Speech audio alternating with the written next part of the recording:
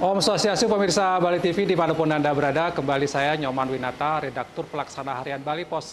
Seperti biasa menjumpai Anda dalam Bali Pos Talk. Kali ini kita akan mengupas tentang bagaimana perkembangan bisnis di bidang internet gitu ya. Kalau kita digitalisasi dan segala macam, bagaimana kebutuhan SDM juga di bidang digital ini, karena kita ketahui ke depan Indonesia bahkan dunia sangat membutuhkan tenaga-tenaga yang bisa mensupport bidang digital ini. Dan kebetulan hari ini kita di Bali Pos kedatangan dua orang narasumber, yaitu Bapak Adi Kurniawan, beliau adalah Corporate Secretary untuk perusahaan Lintas Arta. Kemudian satu lagi ada Pak Firdaus, General Manager East Indonesia Region Lintas Arta juga. Jadi Lintas Arta ini perusahaan yang bergerak di bidang kebutuhan jaringan atau apa nanti dijelaskan oleh narasumber kita. Kita sapa dulu narasumber kita. Selamat siang Pak Ade, Pak Firdaus. Gimana kabarnya, sehat ya Pak ya? Alhamdulillah. Baik. Ya, selamat datang di Bali Pos, selamat datang di Bali nih. Terima Karena kasih, Bapak Pak. ada yang dari Jakarta, ada yang dari Jakarta. Surabaya ya. Saya ke Pak Ade dulu Pak Ade. Kalau Baik, Pak. saya dengar ini Lintas Arta, mungkin sepintas dulu Pak. Lintas Arta itu apa? Mungkin banyak juga masyarakat yang belum tahu ya. mendengar apa itu Lintas Arta. Silakan singkat aja Pak ya. Ya, jadi Lintas Arta ini kami adalah perusahaan ICT ya, perusahaan yang bergerak di bidang ICT, informasi dan komunikasi teknologi. Ya. Kami berdiri sejak tahun 1988 Ya.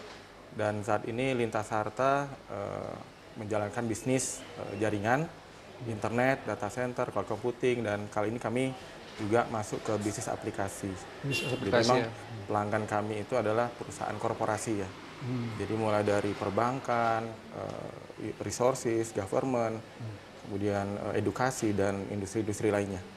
Kalau yang perusahaan yang sejenis Pak, yang mungkin dengan Lintas Arta itu apa yang dikenal masyarakat? Mungkin biasanya? kalau masyarakat mengenal kita ada Telkom, kemudian ada Bisnet, Icon Plus, itu adalah perusahaan-perusahaan yang memang bergerak di bidang yang sama dengan Lintas Tapi kalau Arta. mereka bekerjanya di retail gitu ya, ke masyarakat, ke rumah tangga gitu ya. Iya, Tapi jadi- kalau yang Lintas Arta khusus Kami khusus B2B, memang pelanggan Lintas Arta adalah B2B Pak. perusahaan-perusahaan gitu ya, Perusahaan-perusahaan, corporate ya, juga korporasi. ya. Korporasi. Yang umum, yang awal ketika berdiri apa yang dilayani Pak? Jadi mungkin kalau awal kami dulu melayani Bank Indonesia. Jadi kami menyediakan laporan perbankan dulu. Tahun Ke Bank 88 Pak Indonesia, ya? Tahun 88. Kemudian Ketika- kami bergerak melakukan bisnis jaringan. Kita dulu punya layanan zaman dulu ya, punya layanan S25 yang masih jadul lah gitu, S25, SKDP gitu. Kemudian kita punya Firm Relay, VPN IP, kemudian Metro Ethernet.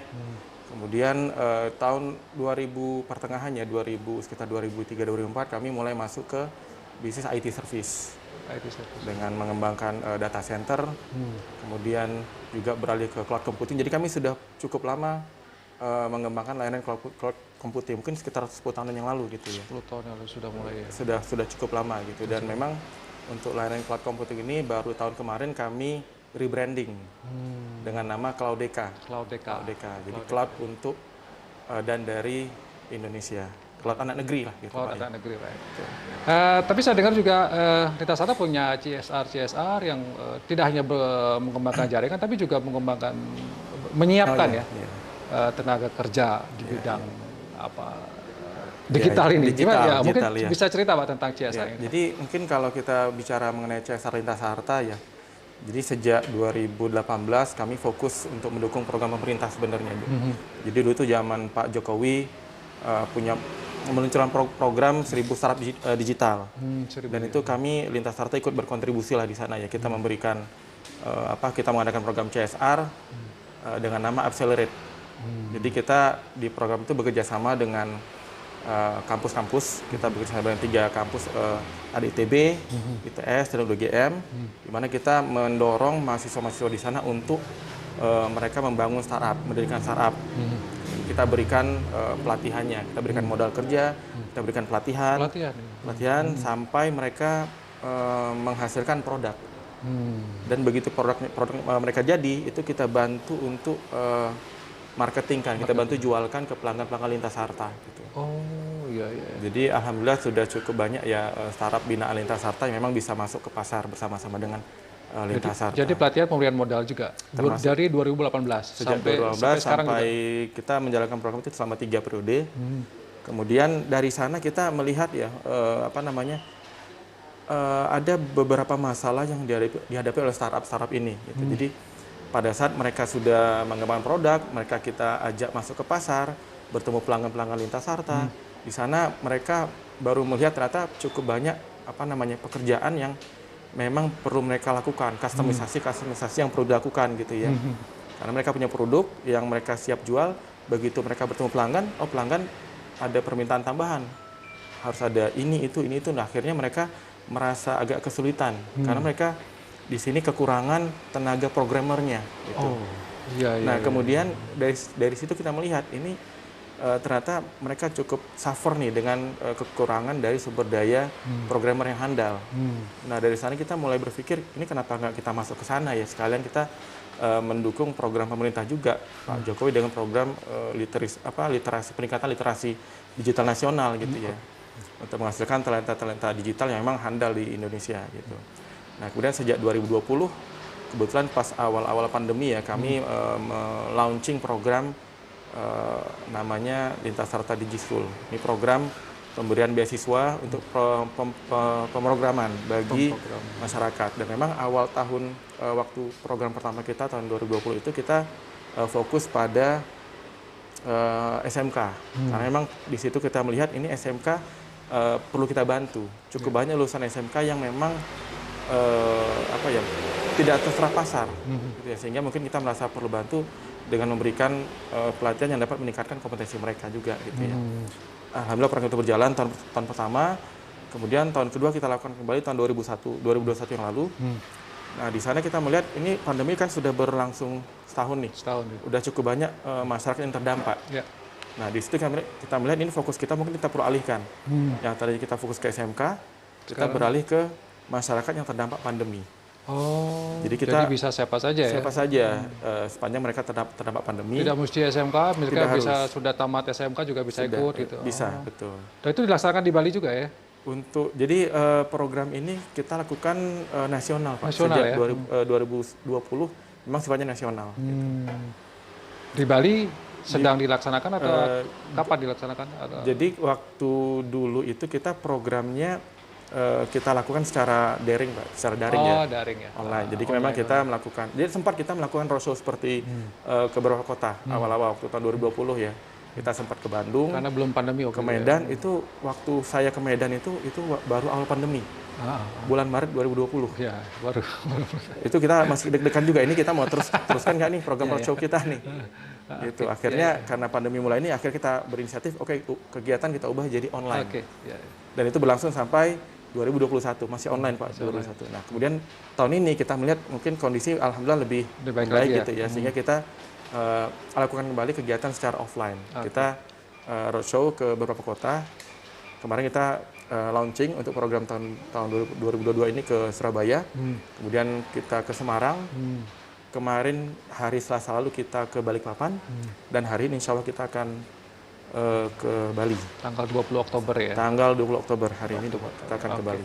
Baik, saya ke Pak Firdaus sebagai General Manager East Indonesia Region Lintas Harta ya. Kalau kita bicara ini Indonesia Timur ya Pak ya? Mulai dari Surabaya, Bali, Nusra gitu ya. Sulawesi, Nusra, Jayapura, Papua. Ya, kalau kita bicara bisnis jaringan internet ada perkembangan yang bagus nggak Pak? Jangan kita menyiapkan support tenaga, tapi ternyata bisnisnya nggak berkembang kalau di Indonesia Timur. Bisnis itu lagi berubah ke timur, Pak. Oh iya? Bisnis itu ke timur. Jadi memang kayak sekarang ya, support ekspor Indonesia itu kan nggak melulu minyak goreng. Minyak goreng kan ada di barat. Iya, betul. Banyak. Saat ini nih nikel, iya betul. barang-barang tambang itu ada di Indonesia Timur. Banyak. Dan kalau kita lihat ada dua di Indonesia Timur nih. Yang Indonesia Timur bagian atas itu tambang. Tapi Indonesia Timur bagian bawah, Bali, Nusra, ini pariwisata, Pak. Oh iya, Labuan Bajo juga ya. Dan itu rapid, Pak, berkembangnya. Apalagi yang bawah nih, kemarin itu kayak pariwisata naiknya mungkin kayak balas dendam orang-orang yang dulu nggak pernah bisa jalan. Nah, kita punya keyakinan semua ini butuh teknologi informasi. Karena kan kena COVID, akselerasi digital itu jadi cepet banget kan. Dari 5 tahun jadi 1 tahun gitu. Nah itu tadi yang Pak Ade bilang, kita kesulitan nih. Saya ya sebagai pelaku industri itu kesulitan untuk mix and match kebutuhan industri dengan asupan ini asupan human resource-nya nih. SDM-nya ya. SMK itu kan baru 2 tahun ini ada apa namanya Yang kurikulum digital. digital ya, Kurikulum betul. itu pun baru 2 tahun ini. Hmm. Nah, kita membantu itu Pak, supaya nanti apa? Supaya di industri walaupun bukan lintas selatan, semua tuh bisa dapat.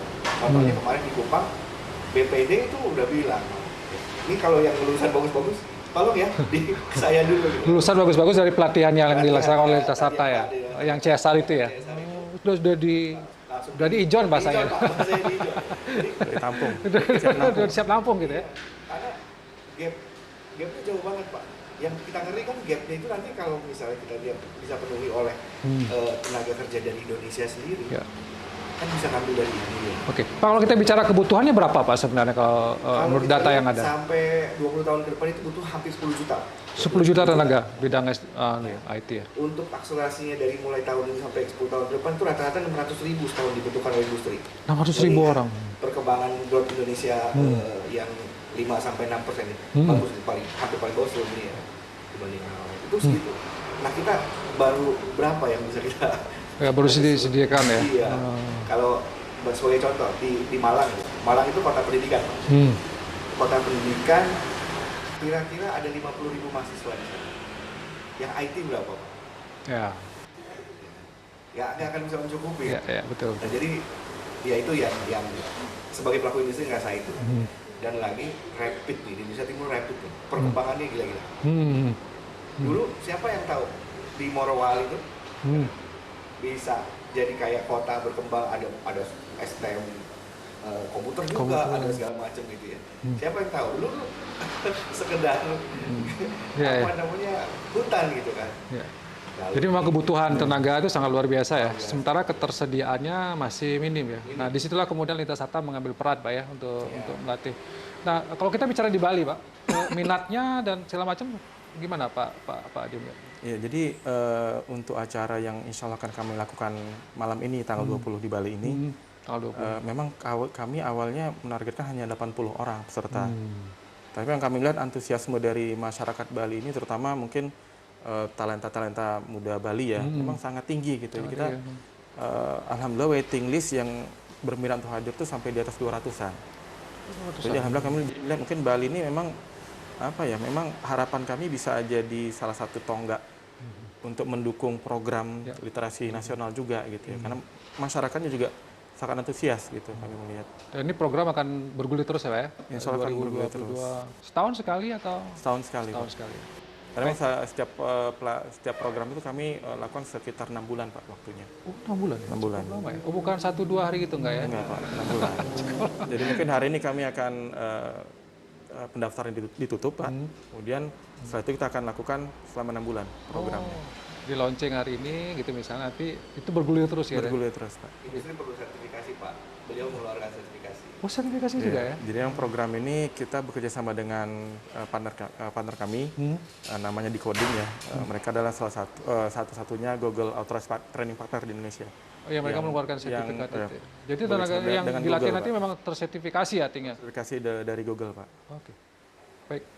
Karena waktu closing statement aja Pak Firdaus dulu nanti sebelum Pak Adi. Pak Firdaus dulu Pak, apa yang ingin disampaikan kepada masyarakat ini juga pemerintah mungkin ya? Mungkin ya, karena ini perkembangan ekonominya bagus sekali, terus apa namanya gapnya tuh masih jauh. Ya, betul. Ayo kita bersama-sama nih. Nggak bisa pemerintah bekerja sendiri nggak bisa. Kita bekerja sendiri nggak bisa. Jadi harus ada 3. Pemerintah, swasta, dan masyarakat ini saling berkolaborasi untuk menghasilkan value yang baik nih untuk Indonesia. Terutama di Indonesia itu, terutama khususnya di Bali. Bali itu potensinya sangat tinggi, jumlah secara statistik industrinya itu paling banyak secara pariwisata, dan semuanya itu ngomongnya customer experience. Nah, customer experience itu ujung-ujungnya adalah backbone itu IT. Jadi memang mari kita bekerja sama, masyarakat, pemerintah, dan kami swasta berkolaborasi menjadikan value yang baik untuk masyarakat ke depan, terutama Bali. Baik. Pak Firdaus, Pak Adi mungkin ada yang disampaikan lagi Pak Adi? Sebagai closing statement. Ya, jadi mungkin kalau saya melihat dan berharap ya, semoga dengan program-program CSR yang dilaksanakan Lintas Sarta bisa mendukung masyarakat, terutama di Bali ini bisa ikut terbantu dengan program pelatihan yang kami berikan, bisa meningkatkan kompetensi masyarakat di sini dan insya Allah bisa menjadi ikut mendukung lah program pemerintah Indonesia. Gitu. Mungkin itu tambahan dari saya. Terima kasih Pak Adi, terima kasih Pak Firdaus. Mudah-mudahan apa yang diharapkan bisa betul-betul bisa membantu, mempercepat kebangkitan ekonomi Bali juga ya. Terpuruk gara-gara pandemi. Terima kasih Pak Adi, terima kasih Pak Firdaus. Ya, demikian Bali Post Talk kali ini. Saya ucapkan terima kasih atas perhatian Anda. Seperti biasa saya tutup dengan Parma Santi, Om Santi, Santi Santi Om. Terima kasih, sampai jumpa.